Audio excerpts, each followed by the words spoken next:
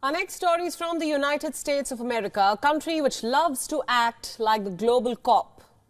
A country that loves to issue sermons on morality, only that it can't get its own house in order. Let me explain what I'm talking about. Over the weekend, a prominent Hindu temple was vandalized in the US. It was defaced with anti-India graffiti. The incident happened in the state of California. The police are investigating it as a hate crime.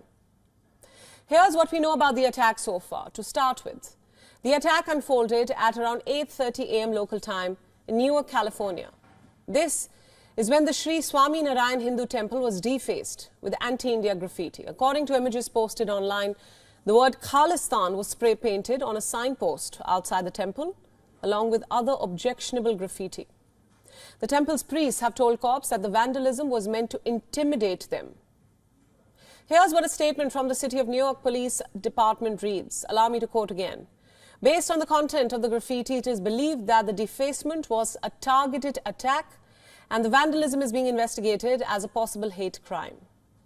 Immediately after the incident, the Consulate General of India in San Francisco condemned the defacing of the temple. Here's what it said in a statement posted online. We strongly condemn the defacing of the Swami Narayan Mandir at Newark, California with anti-India graffiti. The incident has hurt the sentiments of the Indian community. We have pressed for quick investigation and prompt action against the vandals by the US authorities in this matter. Back in New Delhi, India has sought an investigation into the incident. India's External Affairs Minister S. Jaishankar has also issued a statement. He says, I have seen the news. As you know, we are concerned about this. Extremists and separatist forces outside India should not get space.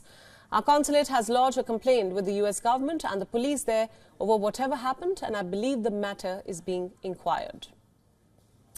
We do hope this matter is inquired because this is not a standalone incident. In recent months, there have been numerous instances of Indian temples or institutions vandalized. For instance, in July this year, India's consulate in San Francisco came under attack from Khalistan supporters. They tried to set the diplomatic facility on fire. Visuals showed a mob brandishing Khalistan flags, trying to smash glass doors and windows of the consulate building. A year before this, in 2022, the Sri Tulsi Mandir in Queens, New York was attacked. An unidentified individual knocked a statue at the temple over and left it face down on the ground with its arm cracked. And it's not just temples and consulates. Even Indians living in America are coming under attack. America's own media networks say that there has been a huge surge in physical and verbal attacks on Indian Americans across America.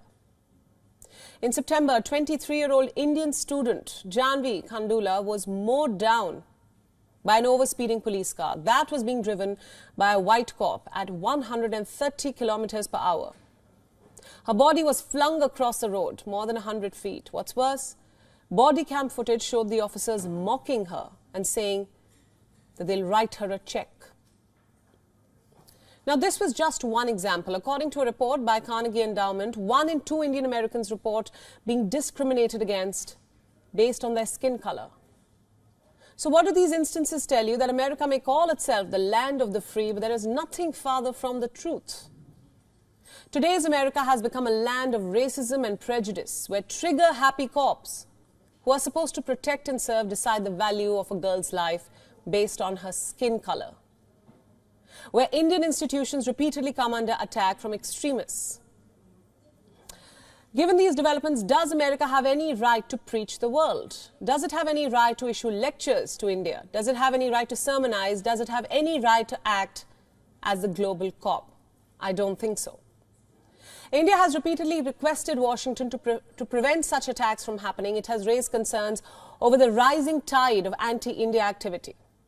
How such elements under the guise of freedom of expression are engaging in violence, yet there has been little to no action. How then can American lawmakers expect this bilateral relationship to stay alive? I mean, on one hand, America accuses India of conducting illegal activities on its soil. On the other hand, the same America fails to protect Indians and Indian interests. This hypocrisy is not a good indicator of a mature and stable partnership. WION World is now available in your country. Download the app now and get all the news updates on the move.